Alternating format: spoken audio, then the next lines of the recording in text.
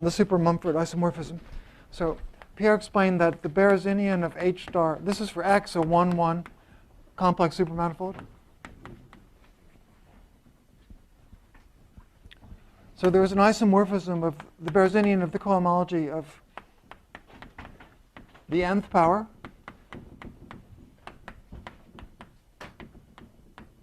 with the 2n minus 1 power for the first power. I hope I have written that correctly. So we just had n equals 3. So that would, the special case I said yesterday was really n equals 3.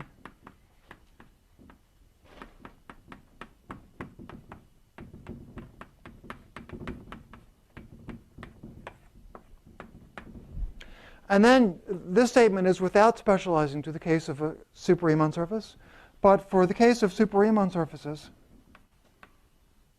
this quantity here is the cotangent bundle of the moduli stack. So what we were actually using, well, what we would be using in studying the superstring measure holomorphically is in this way a special case of what you heard about. Okay. So last time we were discussing some aspects of the Docker-Fong calculation. So we considered a genus 2 super-Riemann surface with a separating degeneration with plus spin structures on both sides.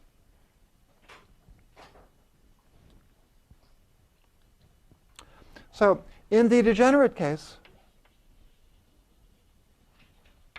first of all, in the degenerate case, the period matrix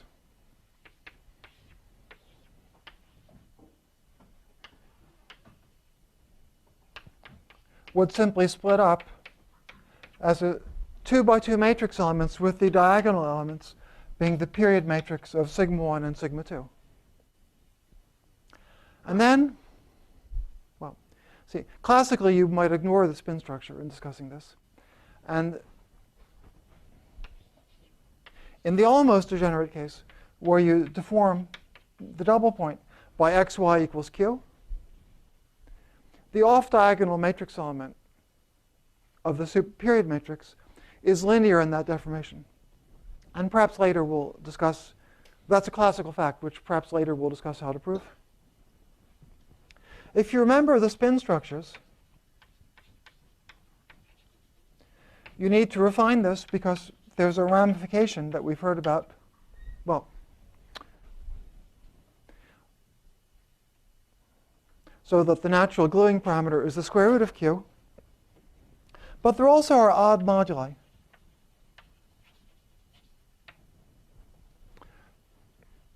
There is an odd modulus associated to the super-Riemann surface on the left and an odd modulus associated to the super-Riemann surface on the right.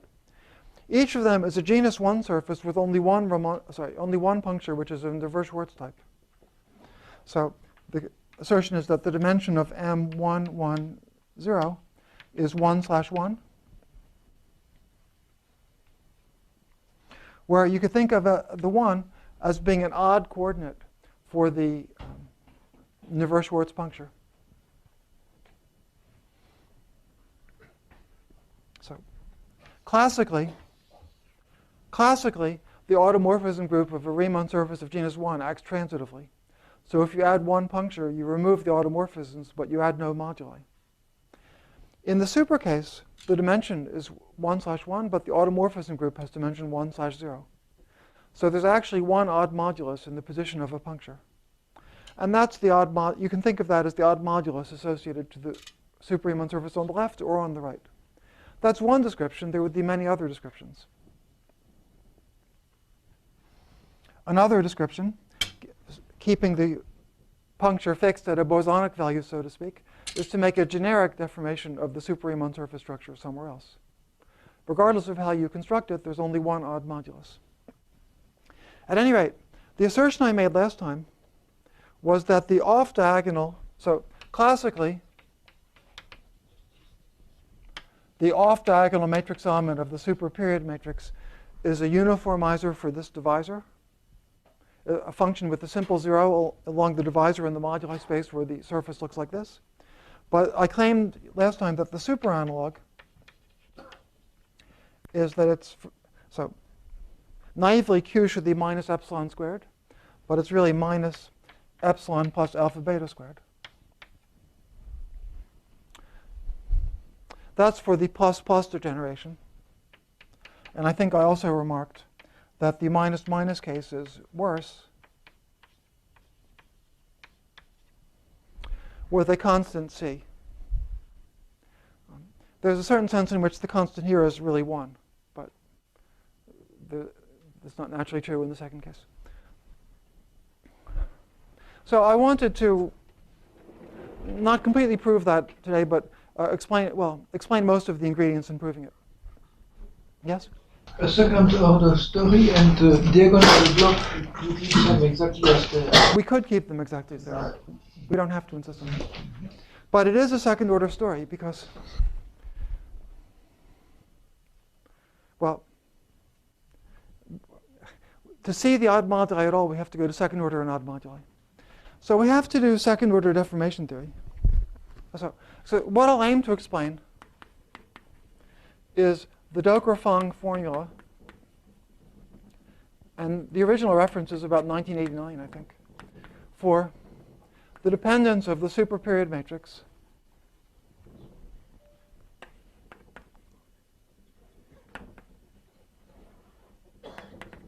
on odd moduli. We'll go to second order only.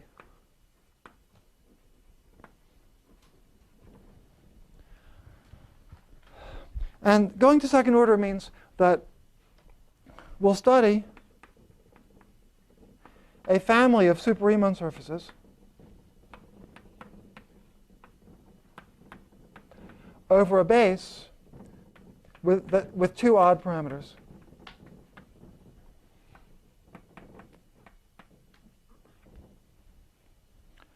So to do second order deformation theory, one has to be able to take cup products somehow. And personally, I understand that just in terms of differential forms. So we're going to make a smooth model.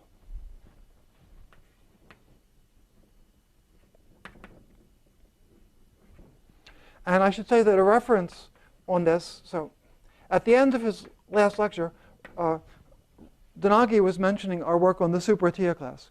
In that work, we needed to consider second order deformation theory. So what I'll say about it is actually in that paper. So we're going to need a smooth model, and I've remarked a number of times that a smooth model isn't as canonical as it is for ordinary complex manifolds. For ordinary complex manifolds,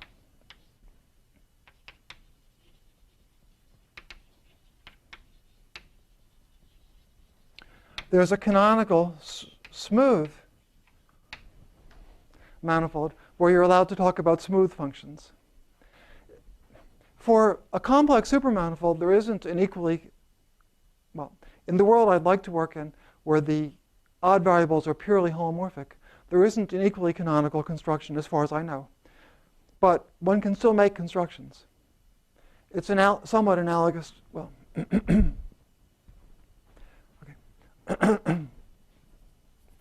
Instead of philosophy, let's just discuss what we'll do. So first, let X be split, which means that there's an ordinary complex manifold X0, and over X0, there's an odd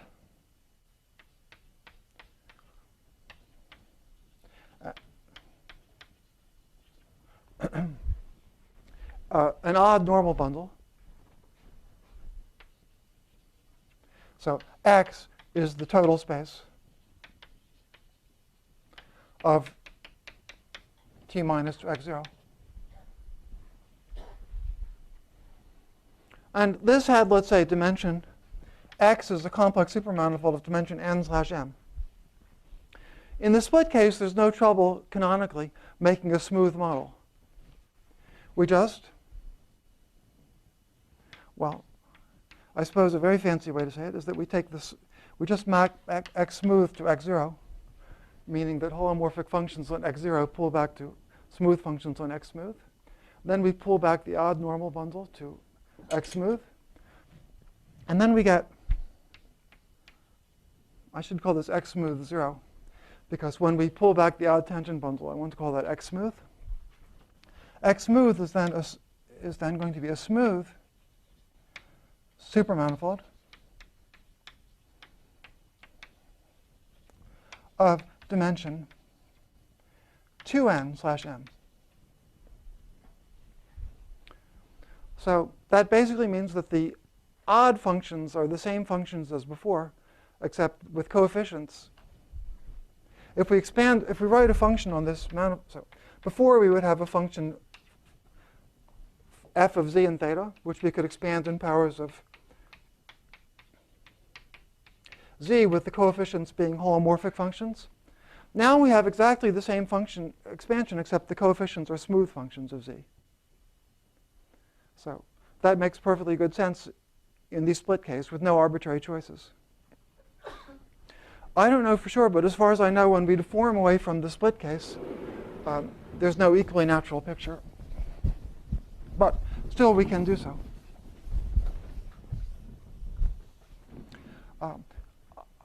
I decided that I'll set n equals 1 for brevity. And also so that when we discuss second-order deformation theory, we will not run into H2. But I hope it will be relatively clear, if you're interested, that what I'll say will work in complex dimension n. Well, OK. So what kind of structure does X smooth have? Well, it's a smooth supermanifold, but it has a sheaf of holomorphic functions.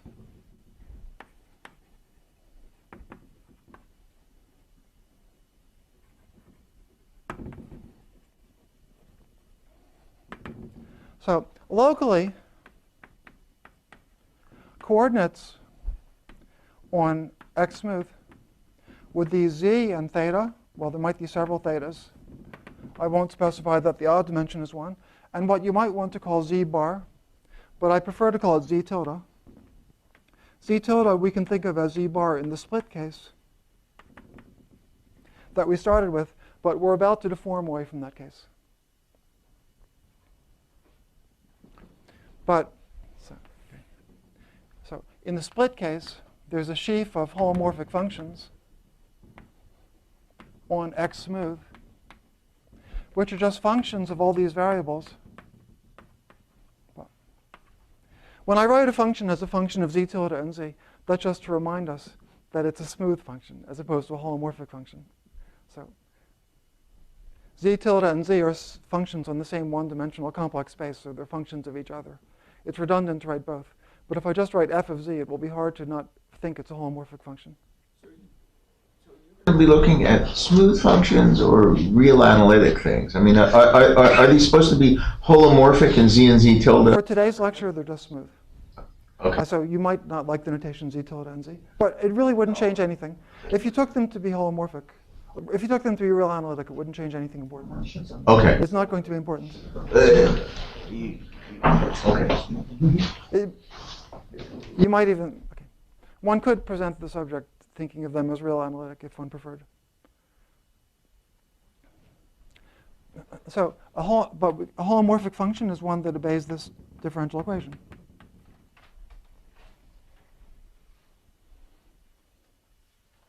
Yes? Assumes it's projective. What? Is it not enough to assume that is projective? Projected? Yeah, what you said. But so Yeah, I didn't. Yes, you're correct. For what we've said so far, it could have been a projected but not split supermanifold. So,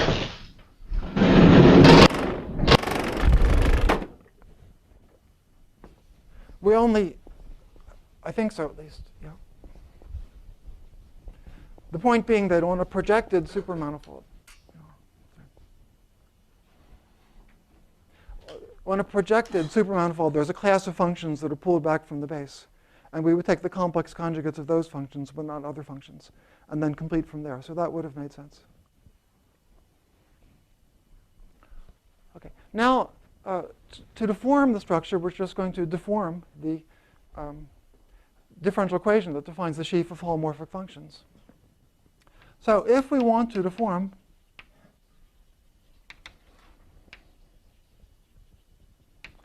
over C of eta, just one odd parameter, we would replace d by dz tilde with d by dz tilde plus a parameter eta times some other some other vector field.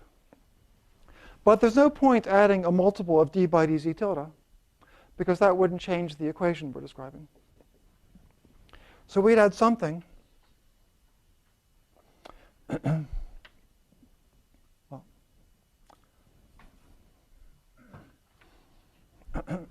sorry, I forgot to say really that X smooth has a tangent bundle in the smooth sense, but inside its complex tangent bundle in the smooth sense, it has a tangent bundle in the holomorphic sense, a local basis being d by dz and d by d theta.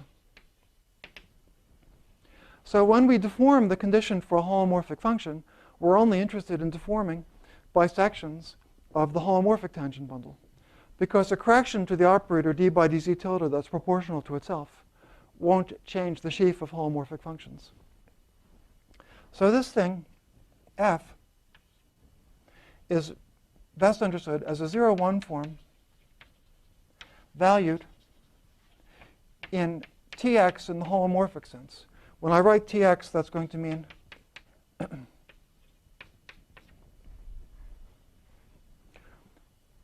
the tangent bundle, okay, a section of T holomorphic, it has a basis d by dz and d by d theta, but the coefficients are a priori smooth functions on X. So a section of this vector bundle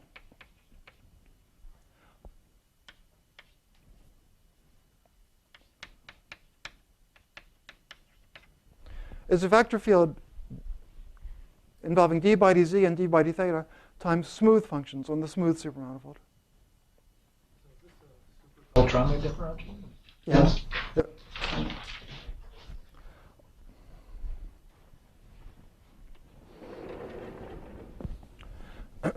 But we're not interested in deformations that can be eliminated by a change of coordinates. So we have to allow a change of coordinates. Well, what is going to be a change of coordinates? Of course, it's a change of coordinates over the ring spec C of eta, and it's supposed to be trivial at eta equals 0. So a change of coordinates is going to be by the exponential of eta times a vector field v.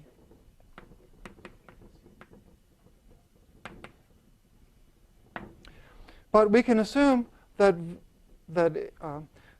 this vector field is valued in sections of T in the holomorphic sense, because otherwise, again, it'll induce what we weren't interested in, a change in the operator proportional to itself.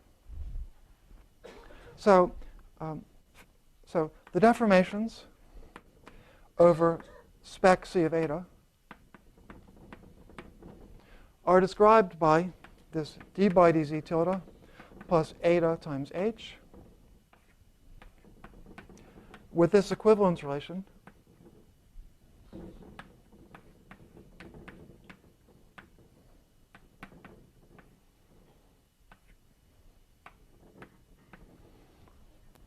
and in plain language, the equivalence relation is that h goes to h plus what's usually called d bar of v. Except, sorry. I decided not to call it h a little while ago because to me that looks bosonic a little bit too much. And this n is really meant to be an eta.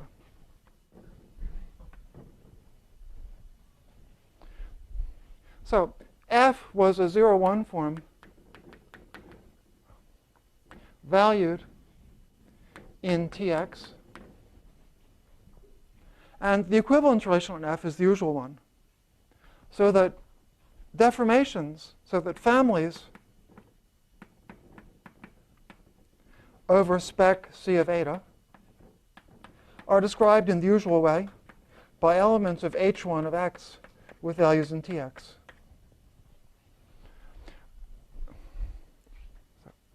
I should have insisted that f is supposed to be odd because eta is odd. So this would be, since we decided to make a deformation over an odd parameter, it's here the odd part of tx. So when you have this description, you could use your favorite description of h1 of x tx. That's just sheaf cohomology on an ordinary complex manifold. And so my description naturally led to d-bar cohomology, but you could just as well use check cohomology. So since it's a standard answer, the only reason I described it was that in this language it's simple to go to second order.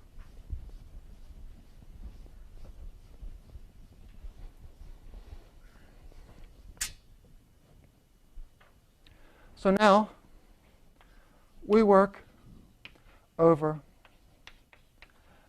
spec C of eta 1 and eta 2. And that simply means that the deformation is supposed to involve an arbitrary correction to the operator we started with coefficients that are functions of eta 1 and eta 2. And again, we only have to consider a deformation by sections of the holomorphic tangent bundle. Not sections that are holomorphic, but sections with not holomorphic coefficients of the holomorphic tangent bundle, because a deformation by dz tilde will not change the sheaf of holomorphic functions. So our second order deformation is this one. Well, there's an eta 1 times an f, and so f is, in classical language, a 0-1 form valued in t minus. T minus means odd sections of the holomorphic tangent bundle. That means an odd function times d by dz, or an even function times d by d theta. So f1 here, and then there's an eta 2 times f2. So f1 and 2 are like so.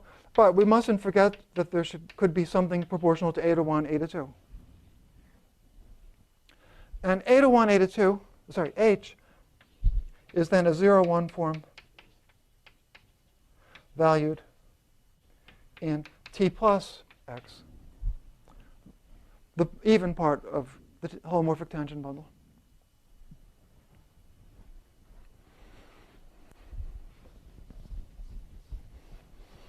But we have to allow for changes of coordinates over the ring eta 1, eta 2. So if I call this thing d tilde prime as an abbreviation, we have to allow ourselves to take d tilde prime to the exponential. Well, we'll conjugate it with what? Well, with the vector field that has coefficients that are functions of eta 1 and eta 2, and vanishes when eta 1 and eta 2 are 0. So it'll be eta 1 v1 plus eta 2 v2 plus eta 1 eta 2 times w.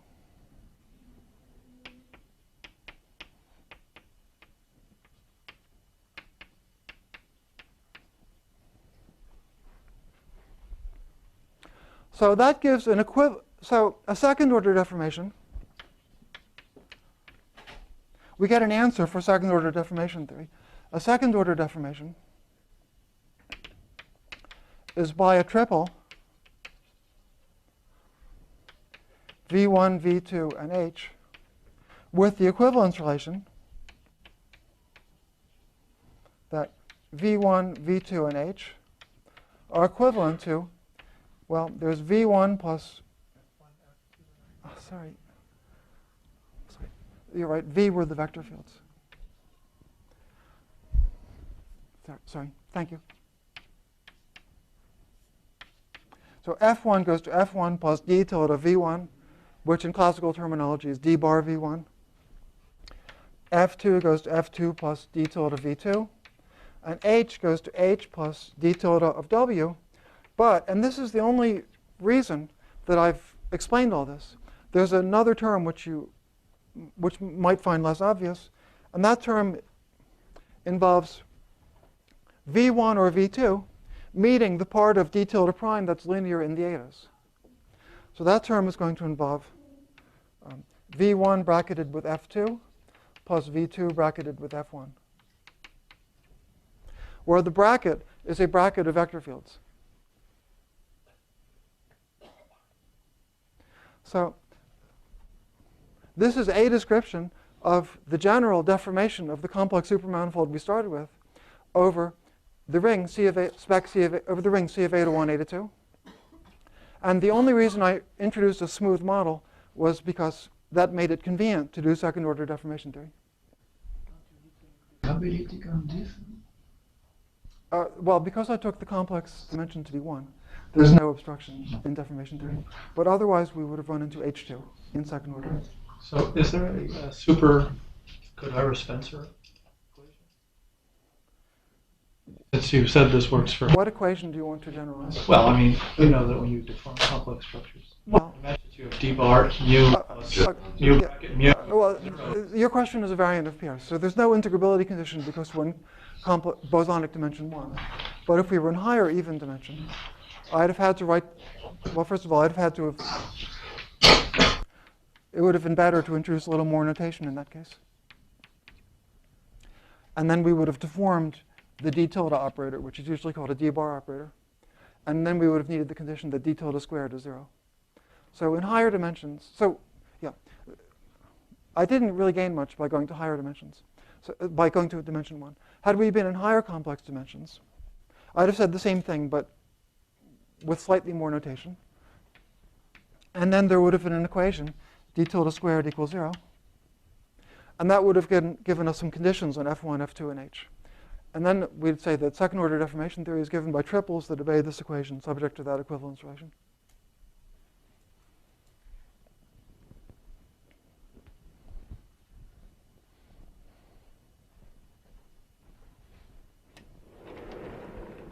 Now, for super Riemann surfaces, it's much the same thing, except that, as you heard yesterday in Pierre's lecture, you have to deform not by arbitrary vector fields, but only by those that preserve the superconformal structure. So if X is a super Riemann surface, so it's of dimension 1, 1, but it's equipped with the subbundle of its tangent bundle, then when we get to the smooth model, well, first of all, in the split case, we have the d by dz tilde operator, but we also have the subbundle, which is described the same as it was before. And if you like, it's generated by d, which is d by d theta, plus theta d by dz. So now when we deform, we have to deform by vector fields that preserve the distribution generated by d. So that means that V1, V2, and W, F1, F2, and H, well, all of them.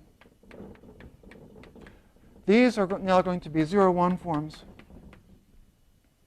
valued in the sheaf of superconformal vector fields, which I think Pierre called curly A, in Tx. And V1, V2, and W are just sections of A. Everything else I've said is true. The description of second order deformation theory is exactly the same. It involves a triple. But just to summarize the answer, so that means that F1, F, and F2 are now 0, 1 forms on the underlying complex manifold with values in t to the 1/2. And H is a 0, 1 form with values in t. So H is what you would use for a 1-parameter bosonic deformation. And F1 and F2 are what you would use for 1-parameter fermionic deformations. In fact, those are special cases. If we set F1 and F2 to 0, the non-classical term goes away. And this is just bosonic deformation theory over a ring generated by the even element A to 1, A to 2, whose square is 0. And if we set A to 1 or A to 2 to 0, we'll be left with only F2 or F1. And we'll get first-order fermionic deformation theory. So the first-order odd and even deformation theories are special cases of this. But this describes general deformation theory over the ring with the two generators, A to 1 and A to 2.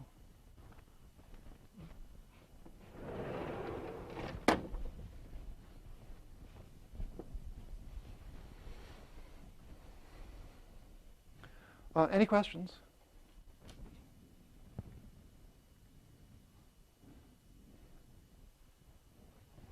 Now we want to describe the superperiod, the period matrix. Well, there seems to be some uncertainty as to whether to call it the period matrix or superperiod matrix as a function on, as a function of a to 1 and a to 2. Or in other words, a function on spec C of a to 1 and a to 2, which is the base space of this family. So we'll get some function of a to 1 and a to 2, which will have the property that at 0, it will be the classical period matrix of x0, but it will depend somehow on a to 1 and a to 2. And we've specified enough information so that the problem is well posed to describe the superperiod matrix as a function of this family.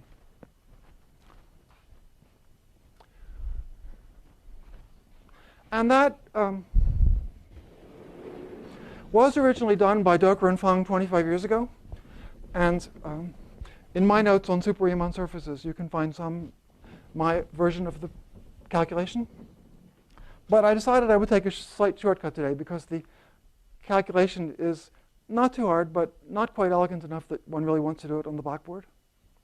So we're going to do first a fun case. So we're going to first recall the classical case. The classical case is where, for the even deformation only. That means we set f1 equals f2 equals 0 and take h only. So h, if you remember where it came in, it's a 0-1 form. Sorry. Gosh, I lifted this thing with all that noise, and now it's been erased. But OK. H was just a 0-1 form valued in the ordinary tangent bundle. So the term involving h is just a classical deformation. So a first order classical deformation, because a to 1, a to 2 squared is 0. So the dependence of the superperiod matrix on h is given by the classical formula. The only question is how to write the formula. So I will write it in a very classical way with the basis of differentials that are canonically normalized, so that what we're describing are the B periods of canonically normalized differentials. And then if that's what we mean, then the H dependence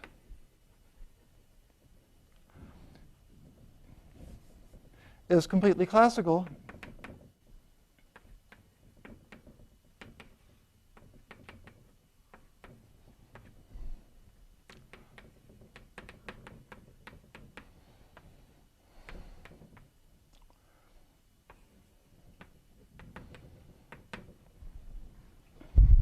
That's actually the classical formula, which I won't prove, but I'll just remind you why it makes sense.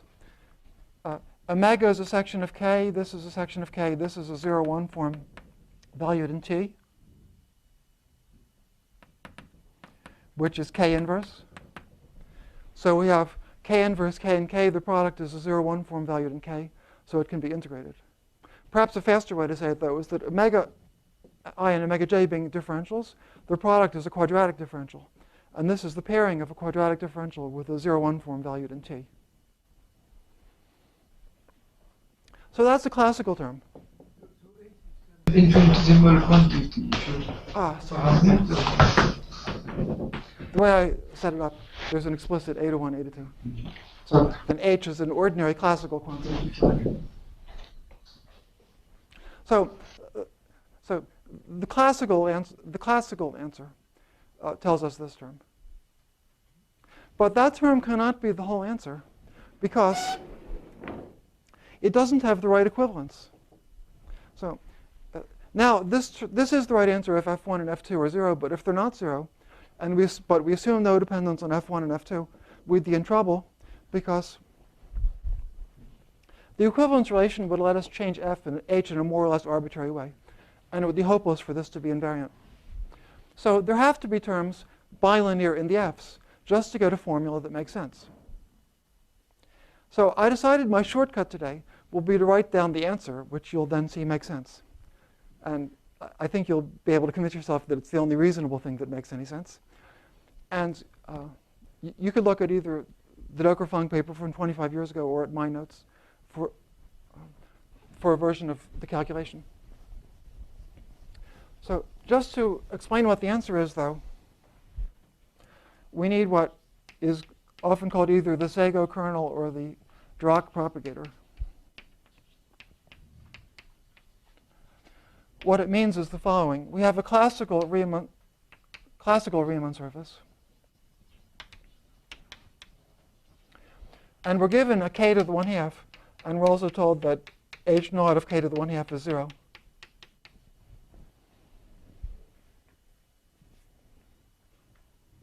Then we consider the sheaf k to the 1/2 times k to the 1/2 over x naught times x naught.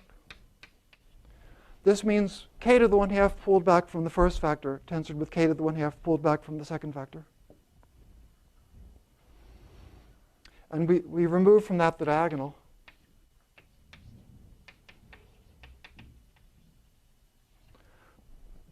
And the claim is that there's a unique section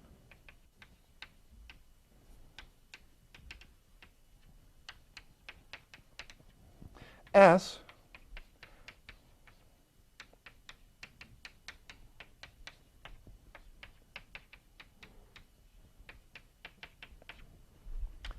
with a simple pole of residue 1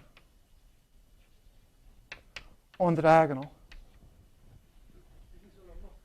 Yes, sorry. Right. H naught is meant to be holomorphic section now. So, well, first of all, the residue makes sense because on the diagonal, k to the 1/2 box times k to the 1/2 turns into k. So we can talk about residues. As for why it exists, Riemann-Roch tells you that if you allow a pole, Riemann-Roch tells you, given that there are no sections of k to the 1/2, that if you allow a pole at any point P, you get a one-dimensional space of sections, which you can normalize by asking that the residue be right. So if you start with that, you'll see that there's a unique section here. So I call it the Dirac propagator, but I guess an older name is Szego kernel. So it appears in the Docker-Funk formula.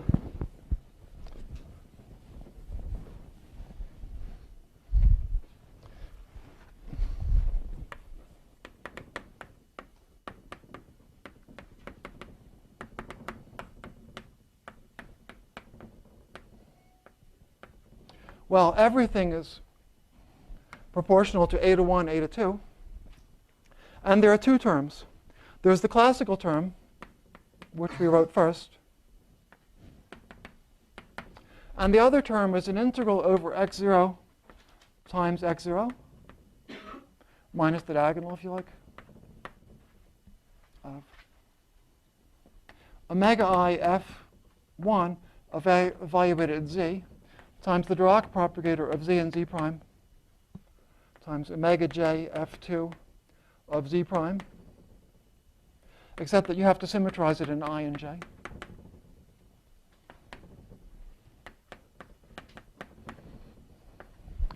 And maybe divide by 2 pi. I won't claim to get the coefficients right, but you will find them correctly in the references. Although I recommend looking at Docker and Funk for any such questions when in doubt.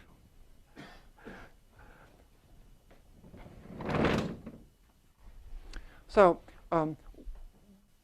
if you want to verify the equivalence relation, well, okay.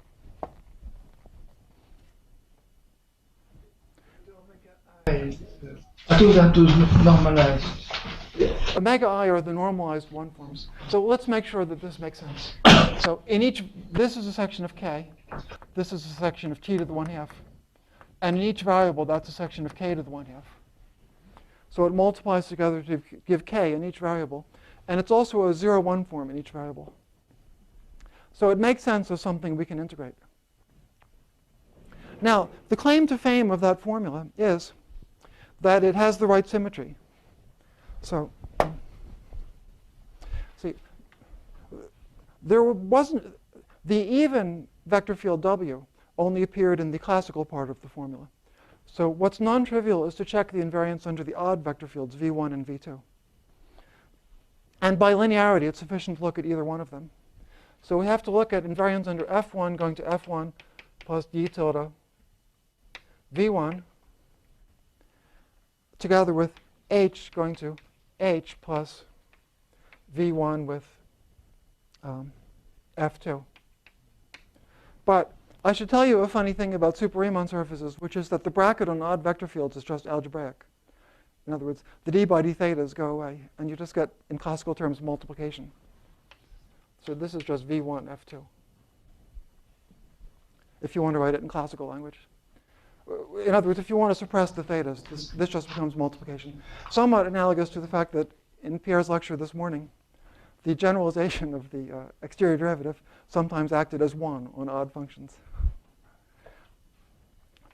So, well, the non-trivial thing which we'll need to know to check this is that d tilde in the z variable of z and z prime is 2 pi times a delta function.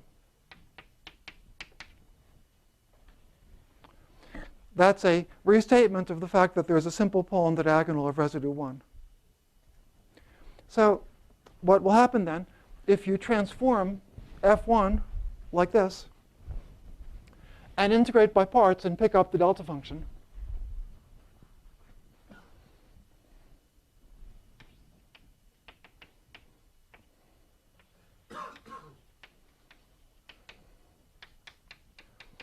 so we're trying to shift F1 by d tilde of some vector field V1. When we integrate by parts, omega is holomorphic, but we will hit S and get a delta function. And that'll give minus 1 over 2 pi. Now only a single integral over x naught, because the delta function gets rid of one integral, and we'll be left with omega I v F2 omega j. And that's correct to cancel one of the terms in the shift of h. So h shifts by V2 F1 or V1 F2. So the shift of h that involves V1 will cancel what I just computed, and the other one will cancel the other term with V2. So this formula makes sense. So you can calculate it directly. So, but it's the only answer that makes any sense, given the classical answer. So I won't do it, but I can say in my paper, the way I calculated it was to generalize the omegas as a function of eta 1 and eta 2, so that they're supposed to be closed sections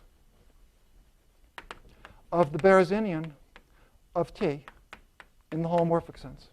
So before we took the smooth resolution, on a complex supermanifold, a section of the Berezinian was a closed form. But when we've taken this smooth resolution, it makes sense to talk about 0K forms, except that as I've presented it, K is no bigger than 1 because the complex dimension was 1. But in this story in general, we have 0K forms valued in the Berezinian of the tangent bundle. And such a form is not trivially closed. There's a non-trivial equation for it to be closed. So in my approach to this, I literally added terms to omega as a function of eta 1 and eta 2 so that it was closed, and then calculated the resulting periods. But it's not such a long calculation, but I'm not sure what they found on the blackboard. So it's in my notes on Superim surfaces, near the end, maybe section 8.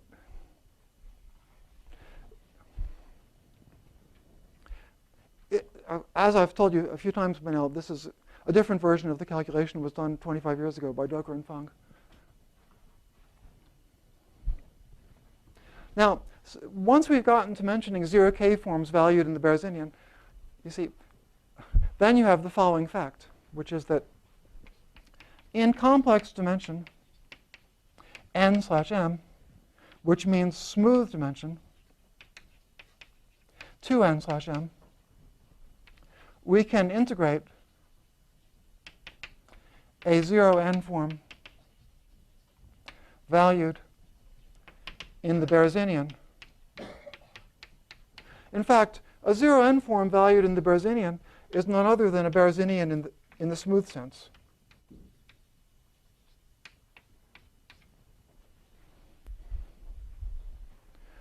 Because the non-holomorphic variables z tilde are purely bosonic, so there's only one reasonable class of forms. Forms, integral forms, differential forms, and so on are all the same. So a 0n form valued in the Berzinian in the holomorphic sense is just a section of the Berzinian in the smooth sense, so it can be integrated. Once you know that a 0n form valued in the Berzinian can be integrated, you can imitate classical proofs of Serre duality. So we haven't really talked about Serre duality this week very much, but one approach to it is to make a smooth model like this and then imitate a classical proof based on differential forms. And 0 form valued in? N0 forms valued in the Berzinian aren't good concepts. How do you know that the thetas go with the z? Oh, from the structure sheet. Well, let's go a little bit more simple. Tx in the holomorphic sense. We're over a smooth supermanifold, but Tx is a complex vector bundle over a smooth supermanifold. As a complex vector bundle, it has a Berzinian, and it has a complex of integral forms with the Berzinian at the top, and then you can go down from there. So if you want to do integration theory, that's how you treat Tx. As for how you treat the anti-holomorphic variables, it doesn't matter. They're purely bosonic, so there's only one class of forms. You might as well think of them as differential forms, but if you like it better, you can call them integral forms. I think most people would rather call them differential forms, because then the d-bar operator looks more natural. Except I'm calling it the d tilde operator just to remind us that z tilde it doesn't make sense once we deform away from the projected case to claim that z tilde is the complex conjugate of z. But otherwise, you could imitate the classical theory, or at least a lot of it. You could imitate the parts of the classical theory where you don't talk about Hodge theory. I can't make any promises there. Any other questions? Yes? Does the superperiod matrix live in a super analog of the Siegel upper half plane? In the absence of Ramon punctures, no. I'm not sure if you were at my lecture, but I defined periods. And they were purely bosonic periods. So for every A cycle and B cycle in the reduced space, I think you were. I remember you were about what gamma was. Yes, okay. So we define periods, and we define periods. The integral of omega. We define Formulas, but we define periods, but we define periods associated to classical cycles in the reduced space. right. So in the absence of Ramon punctures, the answer to your question is no. The period matrix is an ordinary matrix in the classical Siegel upper half plane, except it lives over its coefficients. With Grassmann Its variables. coefficients can be, Okay. live in that ring, or even elements of that ring. However, in a little bit, I'll try to finish up telling you about a situation where you do get a superperiod matrix, which has odd and even elements. Any other questions?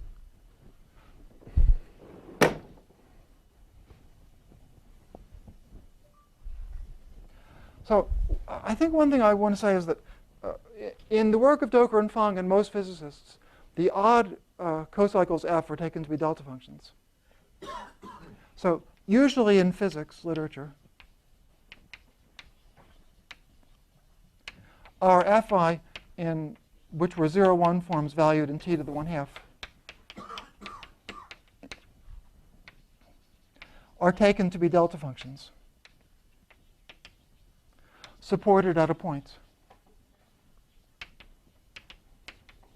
So you pick a point P in x0, and F is a constant times a delta function supported at that point.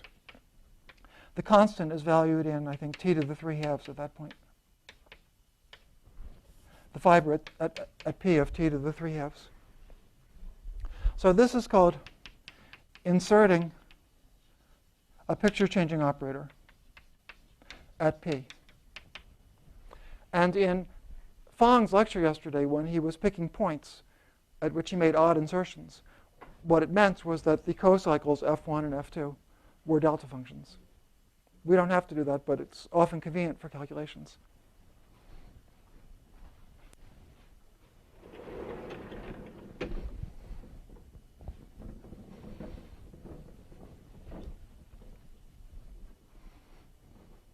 Now let's go back to the situation that motivated us. So we have a genus, we have X of genus 2, which is splitting to 2 branches. Sorry.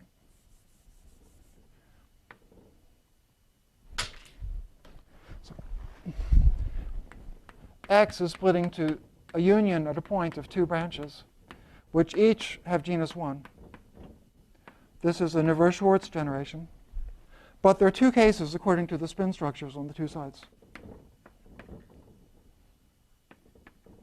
So the 2 cases are plus plus and minus minus. So the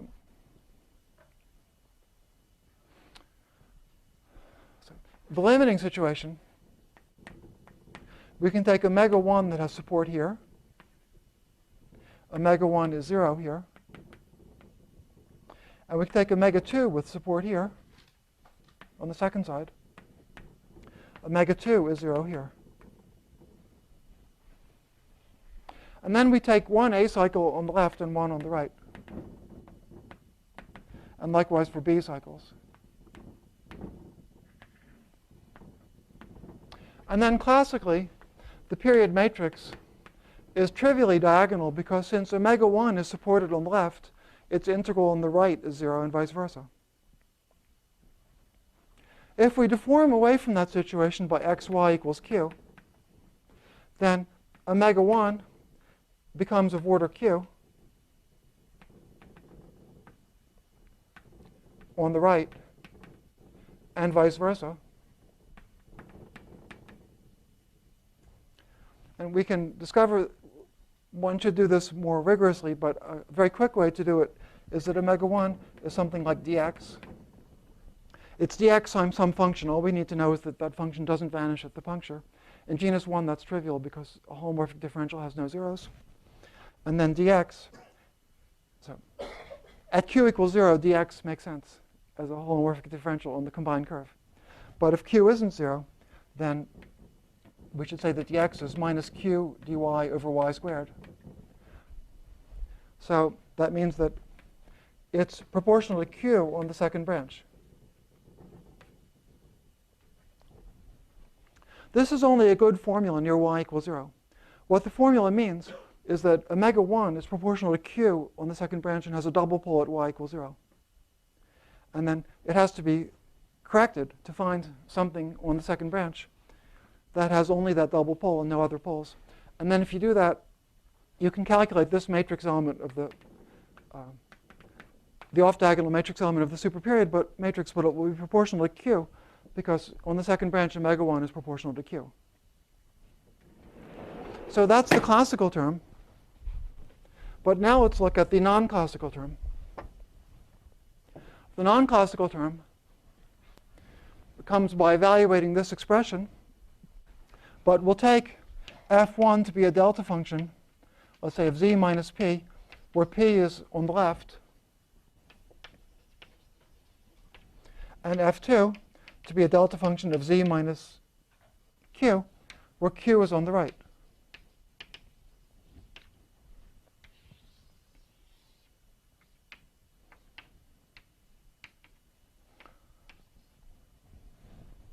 So we need to know the behavior of the Dirac propagator as epsilon goes to 0.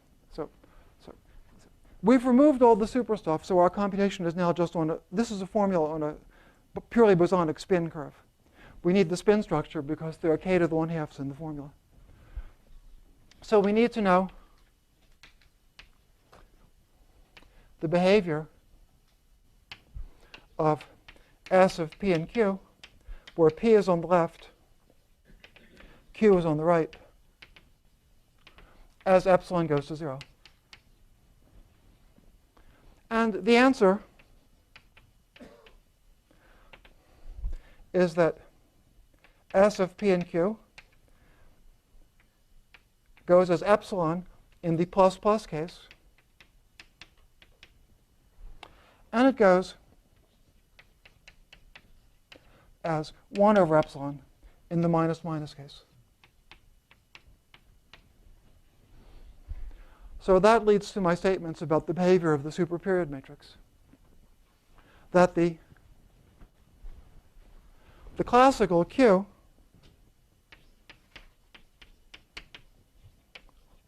in the super case becomes epsilon squared plus epsilon alpha beta. Sorry, we're calling it eta 1, eta 2, I guess. Or, sorry.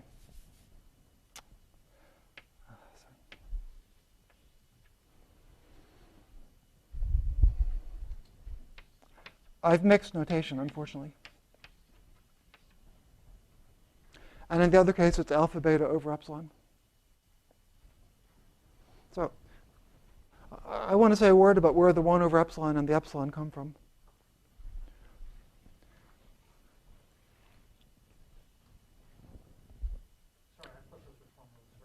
That was the deformation of the singularity, right? X, Y. No.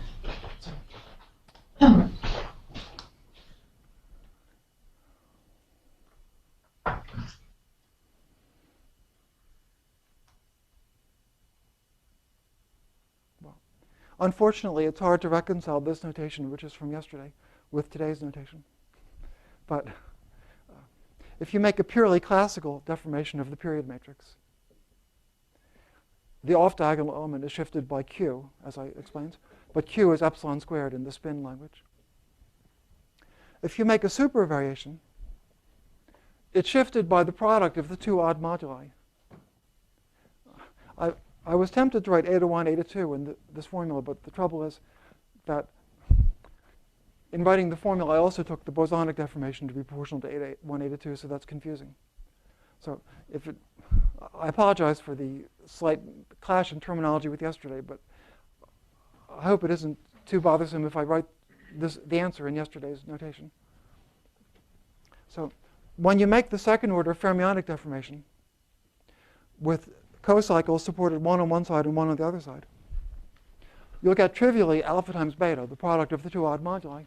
The non-trivial factor is that you get the Zago kernel or Dirac propagator connecting the two sides. I haven't justified the statement yet, but I claim that that's proportional to epsilon or 1 over epsilon, depending on which degeneration you look at. So the behavior of the period matrix is epsilon squared plus alpha beta times either epsilon or 1 over epsilon. You have 3 orders of magnitude difference between the first. Yes, 2. Well, what do you mean? Epsilon. Between this and this, it's 3. Well, except in classical terms, you'd call it 3 halves, Fine. because epsilon squared is Q. So I'll say a few words about what those formulas come from, although I'll be heuristic for the second one. Well, okay. So when we define the superperiod matrix,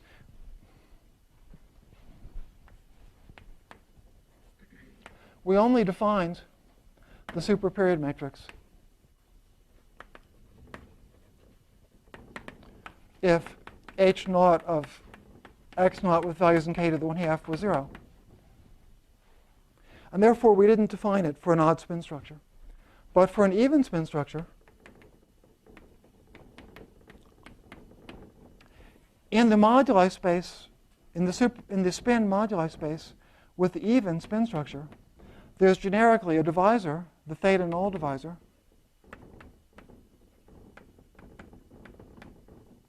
D, along which there's a jumping and h naught of k to the 1/2 becomes non-zero. Now, along that divisor, S is not well defined. We only defined S away from that divisor. But S has a simple pole along that divisor, meaning that if I write epsilon for a local parameter with a simple 0 along D, then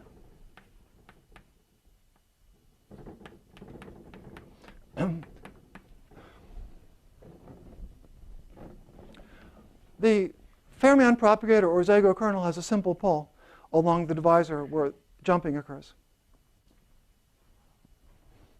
So physicists would say that S is the inverse of the Dirac operator. The Dirac operator is getting modes, zero modes, but the modes when epsilon is non-zero are proportional to epsilon. So the propagator goes as 1 over epsilon.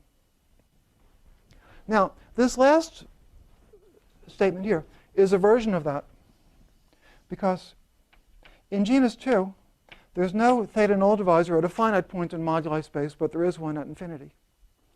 When a genus 2 surface decomposes like this, the spin structure being minus on each side, that means the limiting surface has h naught of k to the half equals 1 on each side, so overall it's 2, which is even, all right, but non-zero. And this behaves in every respect like a divisor along which S has a simple pole. So this formula is a special case of the behavior of the period matrix along the theta null divisor. The singular part of this, well, the epsilon squared is classical, as I explained, and the singular part involving the odd moduli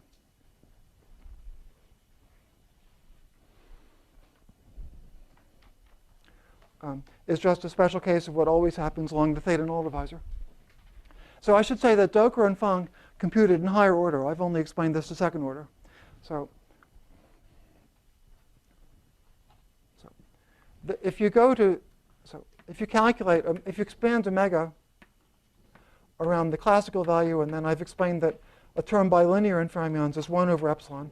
But from their formulas, you can see that a term fourth order in fermions is of order epsilon squared, 1 over epsilon squared, and so on.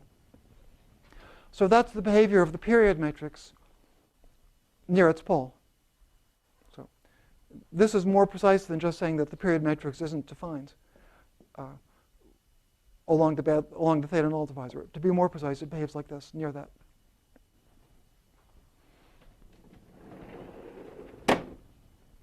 So that's as much as I'll say about this one. And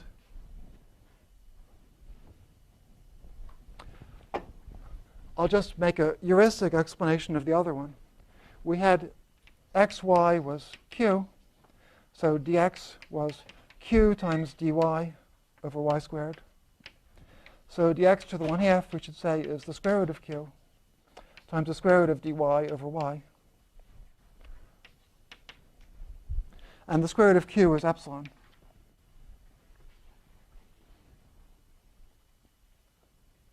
So what we're supposed to learn from that is that a solution of the Dirac equation, if you take a solution of the Dirac equation on the left that has a pole at p, in the degenerate case, it's simply 0 in the second branch. But at the fiber, it looks like dx to the 1/2 times something that generically is non-zero. If then q is not 0, that means it looks like the square root of q in the second branch. And that's the epsilon in this formula. We could say, I hope that explanation will satisfy most of you, but I don't really want to take time to explain it better. So anyway, that's my claim about how the superperiod matrix behaves there. Any questions? That near the singularity we have some homogeneity, and that it has to be reflected in the asymptotic behavior of the kernel. We could do it that way. I have a feeling that the way you would do it would be because you would deform this surface over spec c of epsilon. Yeah. Then you would start with the section of k to the 1/2 that is allowed to have a pole at p. And at epsilon equals 0, it would be supported only here. And then you would extend it over spec c of epsilon. And it would be proportional to epsilon over here.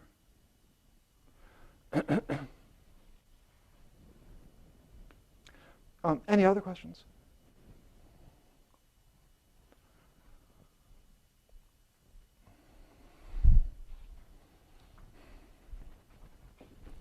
Okay.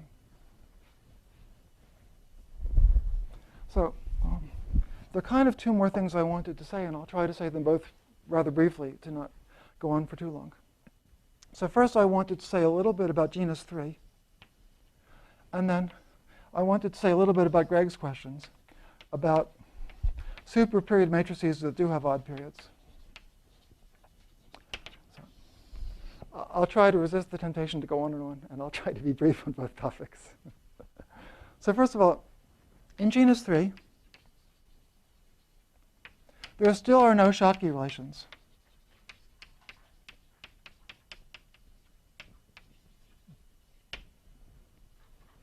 So there is a meromorphic map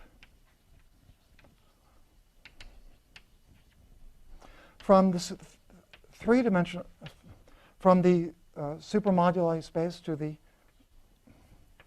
its reduced space, the spin space, that takes X, a super Riemann surface, to a classical X with the same period matrix.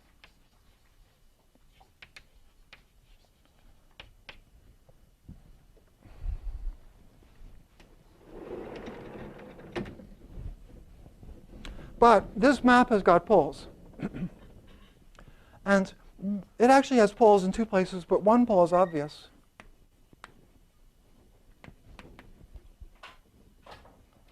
Which is that inside the spin moduli space, there's now a theta null divisor in the interior. And from what I've told you, the super period matrix, the period matrix of the super Riemann surface, has a pole there. So a map to the ordinary moduli space defined using the super period matrix actually has a pole. Nonetheless, if I define pi from the super moduli space to the spin moduli space, pi lower star of the superstring measure vanishes. It does not have a pole. It vanishes along this divisor. The reason is that epsilon 3 vanishes. Well,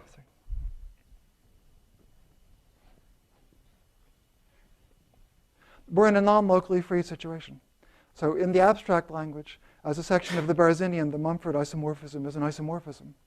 But what that means, so there's something that is non-zero as a section of a certain line bundle. But what that means is that if you regard it as a section of what it would be a section of if there weren't jumping, it has a 0 along this divisor. So in the ordinary notation physicists would use, you'd say that omega 3 has a 0 of high order upstairs. And the pole of the map pi means that the 0 downstairs is of lower order than you would have expected, but there still is a 0. So pi star of epsilon 3 definitely vanishes along D. And in my paper, I worked out the order of vanishing, but we won't try to do that now. There's something which is a little bit more fun, which is that there's another divisor, D prime. And, well, I assumed that nothing happened along D prime, but H naught remains 0, so there's no problem with the period matrix. But Pierre actually warned me to be more careful, I think. So it turns out that the map from M3 to the spin moduli space can have a pole even where the period matrix does not have a pole. So the way that happens is as follows. First of all, D and D prime are both hyperelliptic.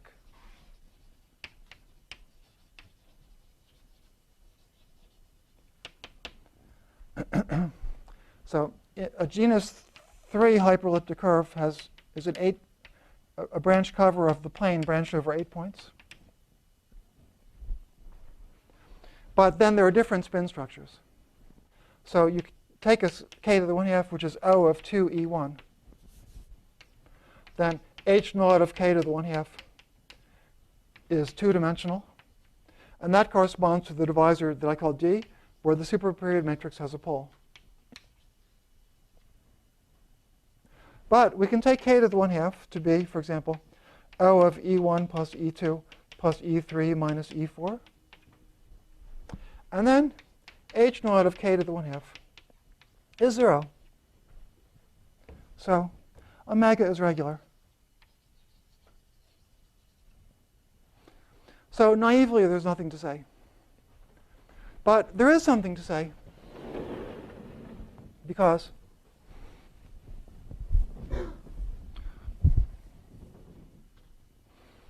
well, let's look more carefully at the geometry in your D prime. So this is meant to be a picture of the moduli stack.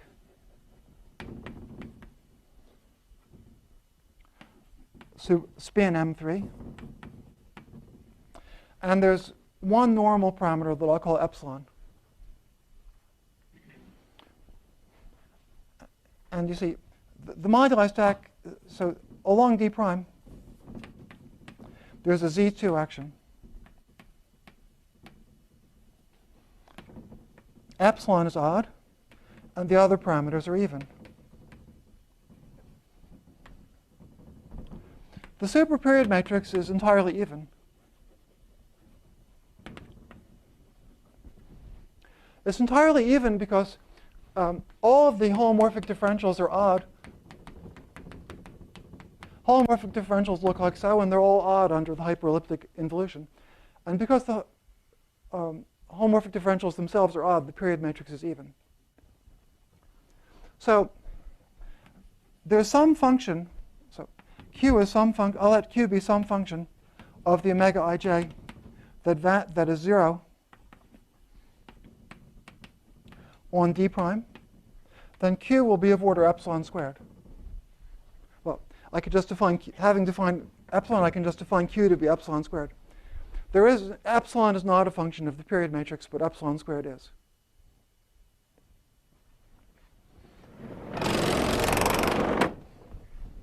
Now let's look at the equivalent picture in terms of the supergeometry.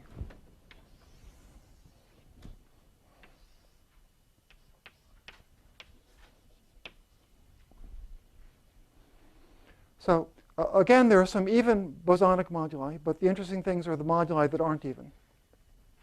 So there's a parameter that I'll call epsilon super, which is equal to epsilon modulo odd variables.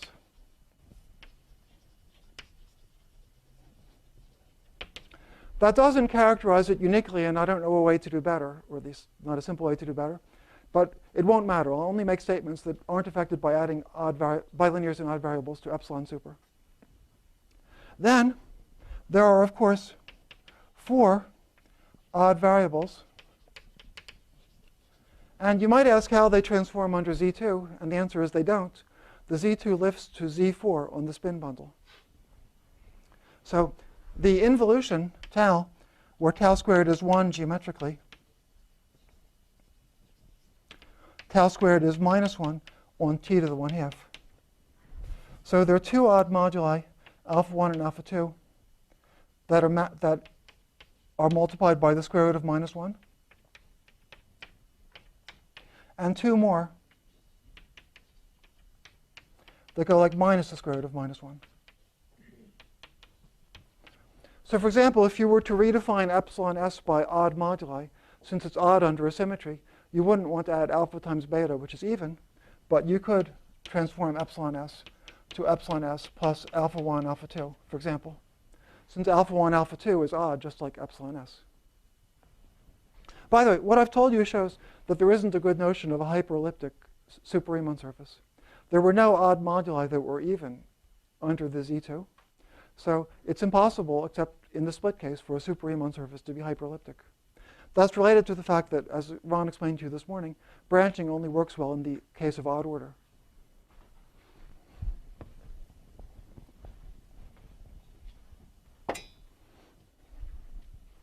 So there was a matrix element of Q that was equal to epsilon squared.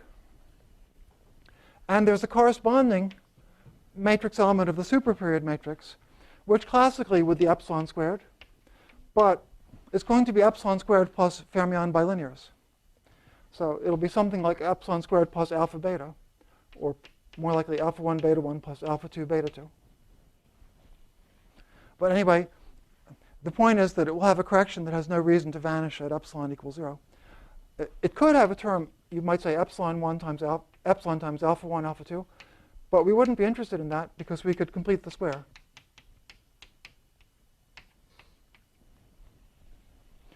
But a term with the 2 fermions with no epsilon can't be removed by change of variables. Now we make the Docker-Fong map. And that means we set QS equal to the corresponding matrix element of the superperiod matrix, or perhaps of the classical period matrix. Or perhaps a better way to say that is that the Docker-Fong map from Superim3 to its reduced space has the property that QS is supposed to be pi star of Q. Now, if it's a holomorphic map, holomorphic functions are supposed to pull back to holomorphic functions. And that's okay because QS is in fact holomorphic.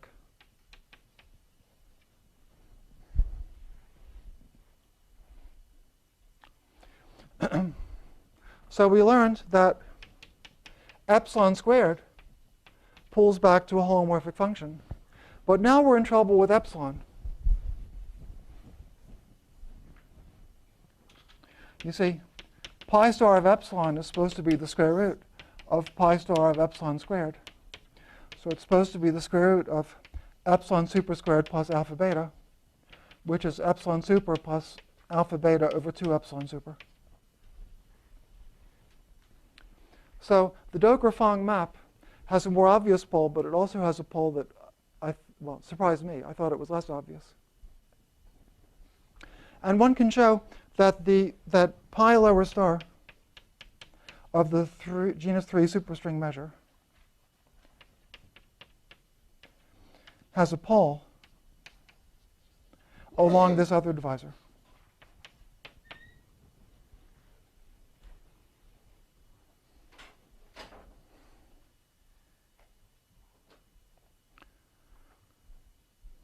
You can be more precise and work out the order of the pole, but we won't right now.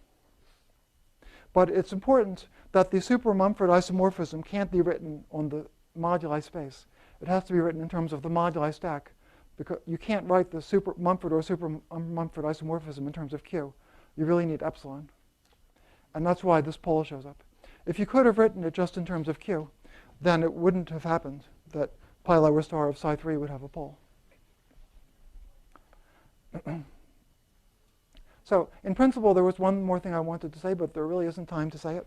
So I'll just give a cartoon version in 2 minutes. So Greg Moore asked if there were fermionic periods as well as bosonic periods. And no for super-Riemann surface without Riemann punctures, but with Riemann punctures, something funny happens.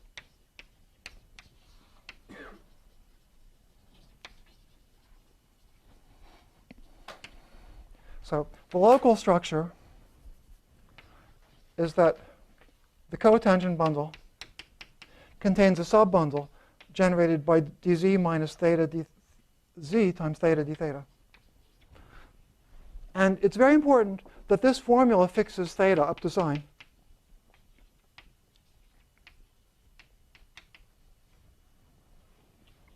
So on a Riemann puncture, we're not allowed to rescale theta except by plus or minus 1. It wouldn't preserve the structure. Now, let omega be a closed holomorphic 1 form. And we consider the Riemann divisor F defined by z equals 0. Omega restricted to F is still closed. Of course, omega restricted to F is a function of theta only, so it's a plus b theta times d theta. But b has to be 0 in order for omega to be closed.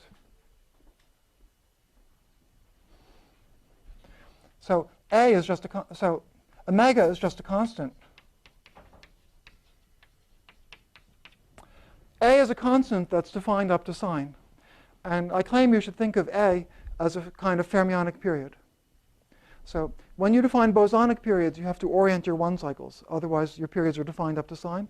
Likewise, here, you have to make a choice of theta as opposed to minus theta, and then this constant A is defined. So I claim that with Riemann punctures, you should define those periods as well as the classical one, and then you get a nice theory that mixes the 2 kinds of periods, where there's a superperiod matrix that has, it's a symmetric supermatrix, if you like. But I think in view of the time, probably I should resist the temptation to tell you more about that.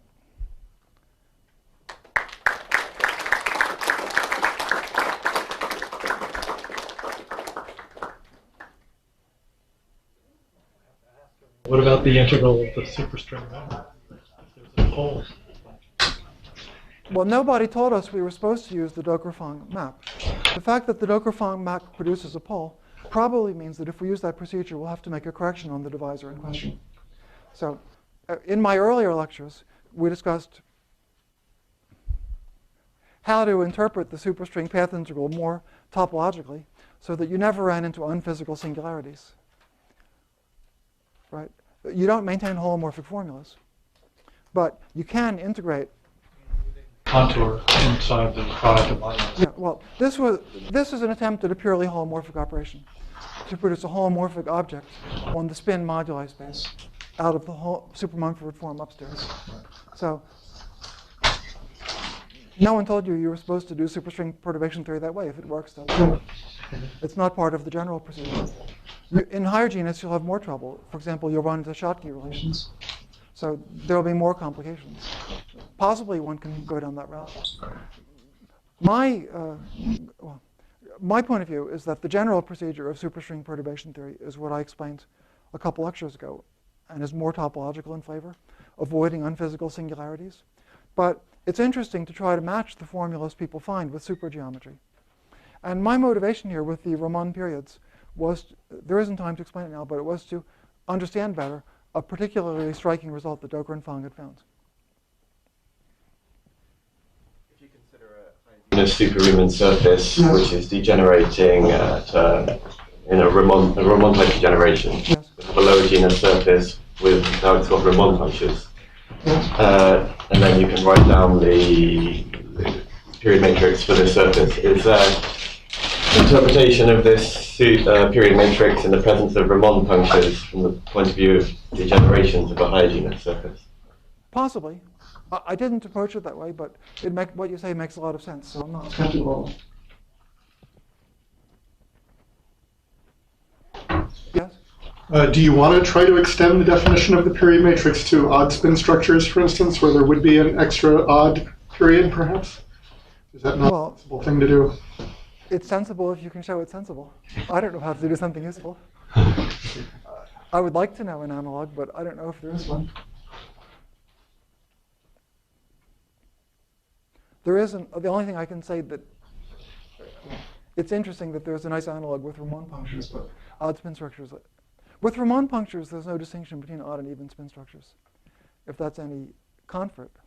So as soon as you have Ramon punctures, we don't have that bad case. However, it's still true that the superperiod matrix has poles, right? So it's not better than it is with an even spin structure.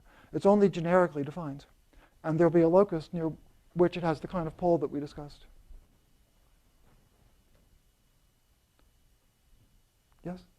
These superperiod matrices that are associated to the Ramon function, do they connote any geometric significance? Is there an object of, is there a supervariety to which they correspond?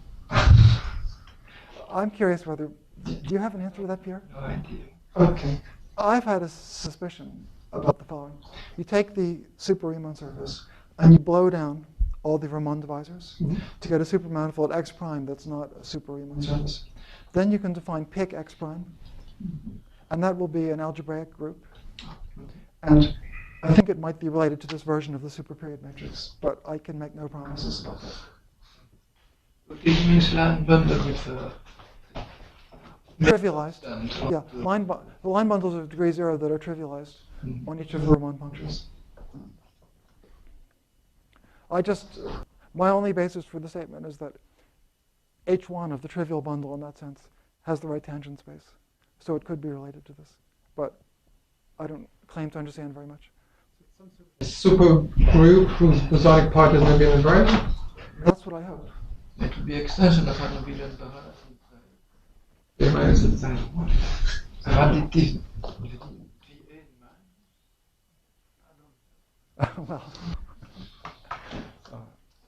Well, I think your question is quite interesting. I don't know.